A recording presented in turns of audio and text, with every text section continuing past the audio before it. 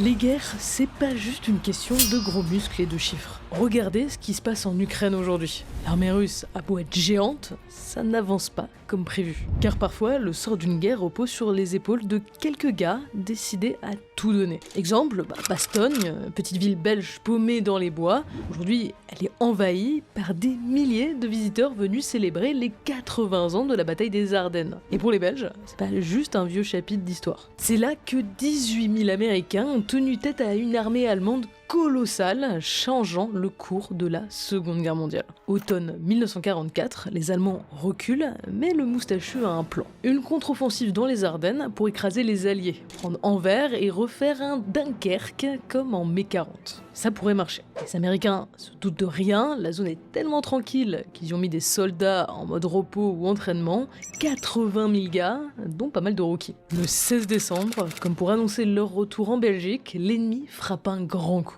Un missile V2 lancé des Pays-Bas explose en plein sur le cinéma d'Anvers. Bilan, 596 morts, dont 296 militaires, principalement britanniques. Au même moment, dans les Ardennes, 300 000 Allemands, assoiffés de vengeance, foncent à toute vitesse à travers les bois enneigés. Le brouillard hivernal leur offre l'avantage de la surprise et leur permet d'attaquer les divisions américaines sans crainte de l'intervention de l'aviation alliée. De plus, les mauvaises conditions météo brouillent les appareils de communication, les divisions américaines se retrouvent alors de plus en plus isolées et perdent du terrain à de nombreux endroits. Au sud, notamment, l'armée ennemie progresse à très grande allure et s'approche dangereusement de la ville de Bastogne. Eisenhower, alors à la tête des forces alliées, n'a plus le choix et envoie à la rescousse la célèbre 101e Airborne. 11 840 soldats surentraînés sont alors expédiés en camion à toute vitesse vers la ville pour rejoindre les 6 000 hommes qui les attendent là et organisent la défense. Mais l'ennemi avance vite, très vite. Et ça devient une course contre la montre. Qui des Allemands ou des Américains arrivera à Bastogne en premier? Heureusement, ils peuvent compter sur la résistance des maigres pelotons de soldats en train d'occuper l'ennemi dans les villes voisines. Par exemple, avec 400 hommes et quelques chars, le major Désaubry tient tête à toute une division allemande à Noville. Ses troupes tombent les unes après les autres, mais il tient bon, parvenant à infliger plus de 600 pertes aux Allemands. Finalement, alors qu'il apprend que la 101e a réussi à atteindre Bastogne, il lève le drapeau blanc. Prisonnier, oui, mais mission accomplie. Il a ralenti les Allemands juste assez pour donner aux Alliés une chance de défendre Bastogne. Inévitablement, la ville finit encerclée par près de 50 000 Allemands. Le général ennemi propose alors aux Alliés de se rendre. Réponse de Macauliffe, le commandant Requin, un simple nuts, des noix. Donc, ça pas de sa part. Il vient de vous offrir 10% sur tout le site Emma. En guerre comme en affaires, un sommeil réparateur est votre meilleure arme. Alors, pour bien dormir, faites le choix d'un expert de la literie. Vous connaissez déjà leur matelas primé garanti 10 ans, leur mousse à mémoire de forme assure un soutien adapté à tous les corps et positions, mais pas que. Elle isole aussi vos mouvements pour ne pas réveiller votre partenaire ou votre chat. C'est super quali, mais ne font pas que ça. Élu produit de l'année 2025, voici l'oreiller Nuage Elite à hauteur réglable pour une sensation zéro gravité. Sinon, leur couette 4 saisons, confortable, chaude sans être étouffante et lavable en machine. Ils ont plein d'accessoires pour améliorer votre sommeil sans vous ruiner. D'autant que c'est les Sleep Weeks du 11 au 27 mars. Jusqu'à 50% sur leur site avec une offre spéciale. Pour l'achat du pack qui contient un lit-coffre, un protège-matelas, une couette et un oreiller, le matelas est offert. En plus, profitez de 10% supplémentaires avec notre code TRASH. Dépêchez-vous, vous avez jusqu'au 21 mars. Et si finalement vous n'êtes pas convaincu par votre achat, aucun souci, vous avez 100 jours pour le renvoyer sans frais. Donc ne vous laissez pas encercler par la fatigue, envoyez des renforts à votre literie et faites triompher vos rêves grâce à Emma. Le lien pour soutenir la chaîne est en description. C'est badass, mais ça résout pas la situation. Surtout que l'artillerie allemande commence à pillonner la ville, aux grandes dames des civils. Pour ne rien arranger, une petite escouade américaine de 3 blindés envoyés pour forcer le siège n'a même pas le temps de parcourir un petit kilomètre et demi qu'elle se fait déjà zigouiller. Mais les renforts sont en approche et les assiégés le savent. Ils parviennent ainsi à résister vaille que vaille pendant 4 jours contre un ennemi en surnombre. Soudain, ils aperçoivent en haut des collines la carrosserie luisante des chars alliés qui déboulent sur les Allemands. Le siège est brisé, Bastogne a tenu bon. Mais à quel prix? Plus de 3500 Américains tués, blessés ou disparus. Côté civil, c'est pas mieux. 467 morts au total dans la région et des milliers d'habitations en ruine. Sur tout le front, les Allemands s'enlisent face à la résistance acharnée des Américains. Leur effet de surprise complètement cramé donne aux Alliés pile ce qu'il leur fallait. Le temps de se réorganiser et d'envoyer des renforts. Au bout d'1 mois et demi de combats acharnés, les Allemands sont boutés hors des frontières belges. Le verdict est sans appel, leur grande offensive est un échec total. Pire encore, elle a peut-être même accéléré la chute de l'Allemagne. Quand on dit que parfois quelques hommes courageux peuvent changer le dessin d'une guerre, c'est pas juste un cliché. Les Gethbaston, eux, l'ont prouvé. Et ils sont loin d'être les seuls, amiral de légende, samouraï ou guerriers tenaces, il y en a eu des hommes qui ont défié leur destin. La bataille de Myungyang. L'amiral coréen Yi Sun-shin est désespéré. Depuis 1592, les Japonais balayent sa Corée natale. Il mène la résistance avec brio, mais stupeur, il est démis de ses fonctions pour insubordination. La raison, Yi refuse de suivre un ordre insensé, envoyer ses navires en haute mer pour affronter directement les flottes japonaises. Un piège suicidaire. Il est alors arrêté, emprisonné et même torturé, échappant de justesse à la peine de mort. Son humiliation ne s'arrête pas là, officiellement il est rétrogradé au rang de simple soldat, mais dans les faits, on l'envoie se cacher dans sa cabane, loin de toute responsabilité. Le commandement de la marine est alors confié à l'amiral Wong Yun. Contrairement à Yi, il obéit aux ordres, sans vraiment réfléchir aux conséquences, et mène l'entièreté de la force navale coréenne, soit un peu plus de 200 navires, pour affronter les Japonais. Après une journée à naviguer, ces hommes sont à bout. Une tempête arrive, le vent hurle, les vagues cassent la formation. Pour couronner le tout, ils aperçoivent l'enfer. Entre 500 et 1000 navires japonais sous le soleil couchant, formant une gigantesque ligne de bataille. Won donne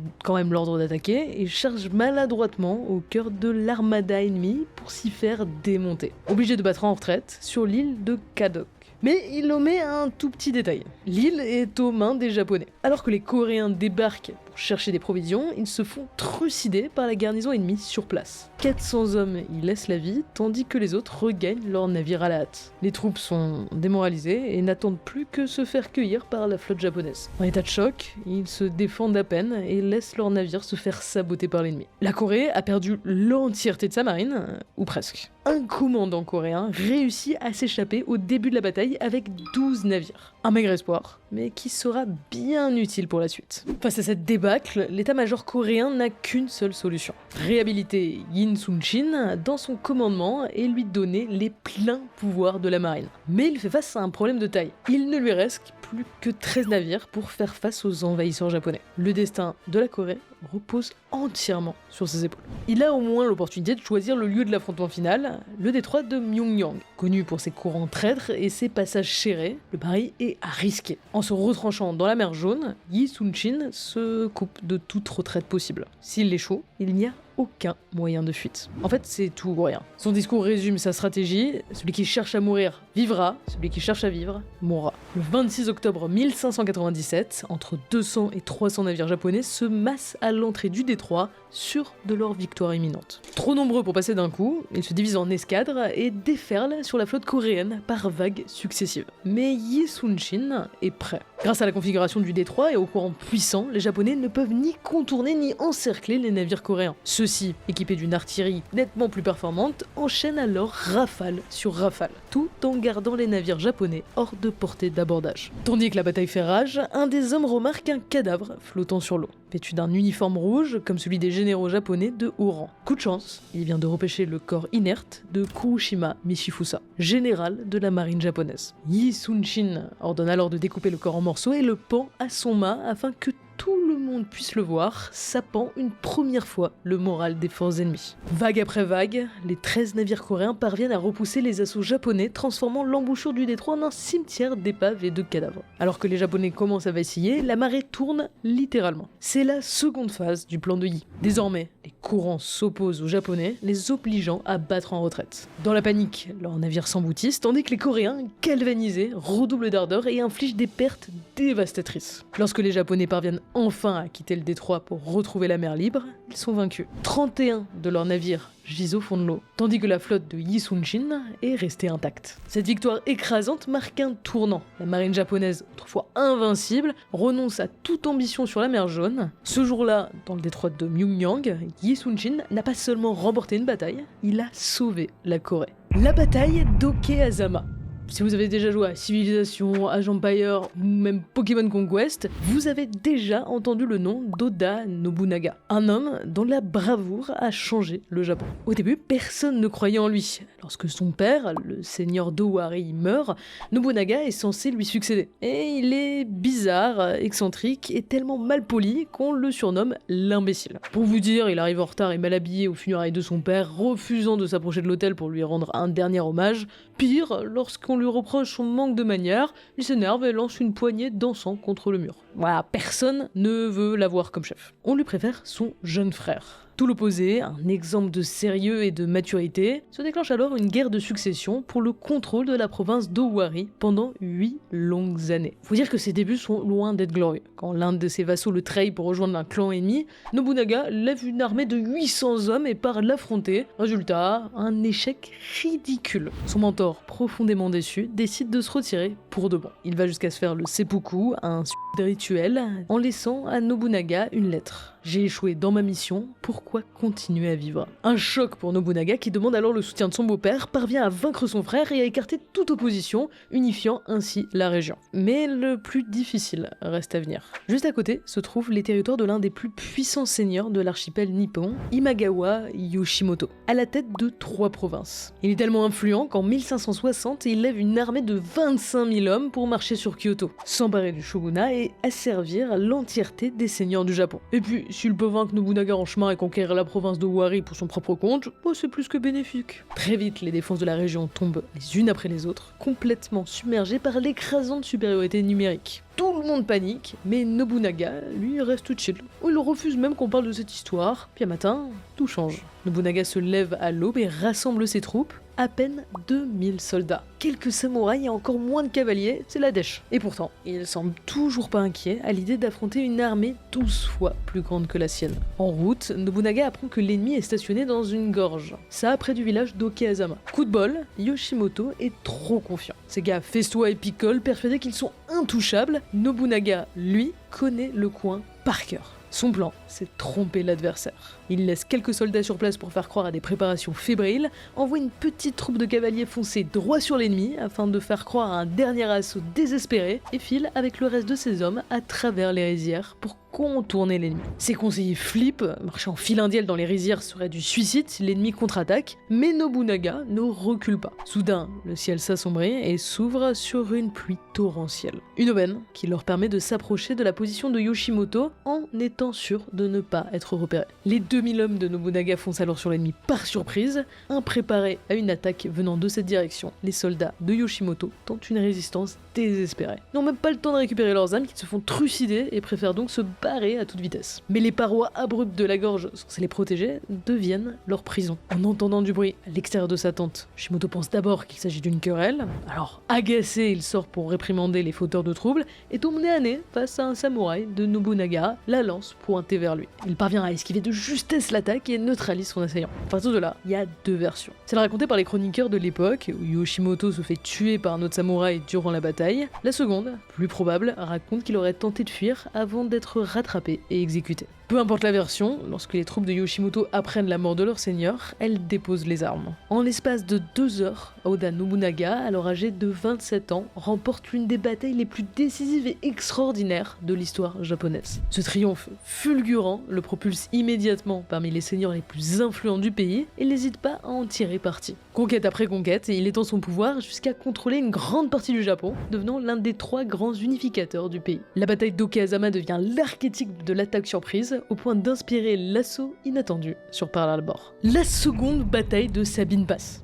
Les États-Unis auraient pu être divisés en 2. On est en pleine guerre de sécession, les confédérés au sud sont esclavagistes et se battent contre les unionistes du nord en faveur de l'abolition. Les eaux calmes du Sabine Pass à la frontière Texas-Louisiane vont alors rapidement tourner au rouge. L'Union veut écraser les confédérés une bonne fois pour toutes et débarque avec une flotte massive et des milliers de soldats. Mais le spot semble nul. Barré partout, une bourgade paumée de 460 âmes, et c'est tout. Alors pourquoi ici? Parce que c'est l'un des points de bascule du plan Anaconda, un blocus naval massif le long des côtes confédérées pour étouffer leur commerce. couper leur approvisionnement et les asphyxier petit à petit. Le hic, c'est qu'il y a trop de côtes à surveiller et pas assez de bateaux, alors l'Union se contente juste de bloquer les ports importants. Mais toute la contrebande de marchandises passe par Sabine Pass. Il est alors temps pour l'Union de corriger ce problème, mais elle a d'autres idées en tête. La ville ferait une base parfaite pour les opérations en territoire ennemi. Elle se trouve à côté du chemin de fer reliant Houston, alors la ville la plus peuplée du Texas, à la Nouvelle-Orléans, la 3e plus grande ville américaine. Les Confédérés ne sont pas aussi conscients de cette importance stratégique. C'est pas un fort qui est construit là, mais un tas de terre en forme de demi-lune. Sa garnison, à peine 30 gars. En plus, c'est des novices. Ils savent pas comment charger des canons, encore moins comment tirer. Quand les premiers navires de l'Union arrivent,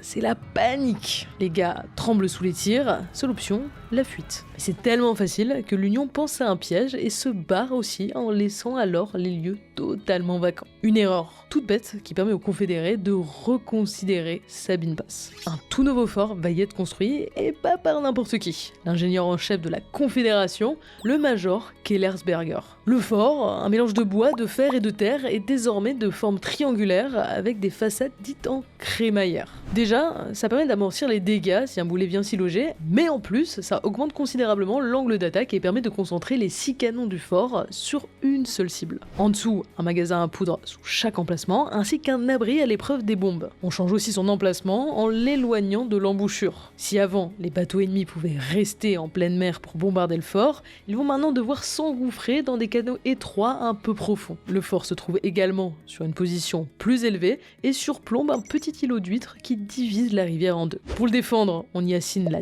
Davis Guard, 45 hommes, tous irlandais. Ça paraît peu, mais ce type de fort est précisément conçu pour ça. Comme prévu, l'Union ne lâche rien et décide de relancer l'offensive. Mais cette fois, pas question de refaire la même erreur qu'avant, alors elle sort le grand jeu. 20 navires et 5000 soldats, prêts à en finir une bonne fois pour toutes avec Sabine Pass. Mais encore une fois, les voies navigables sont trop étroites pour que toute la flotte passe en même temps. Alors, 2 navires, l'Arizona et le Sachem, remontent le canal Est pour faire diversion, tandis que le Clifton, mieux équipé, foncera par le canal Ouest pour anéantir le fort. Derrière, Granite City suit avec 500 hommes à bord, prêts à débarquer et à prendre le fort par surprise. Une attaque terrestre qui devrait sceller leur victoire. Du côté confédéré, c'est le branle-bas de combat. Tous sont conscients de la bataille d'envergure qu'ils s'apprêtent à disputer. Alors afin de motiver ces troupes, le lieutenant du fort leur dit « Les gars, les Yankees vont nous attaquer, et même si je suis personnellement favorable à ce que nous restions ici et que nous leur réservions un accueil chaleureux, je n'ai pas envie de prendre la responsabilité de vous faire tous tuer ou capturer. »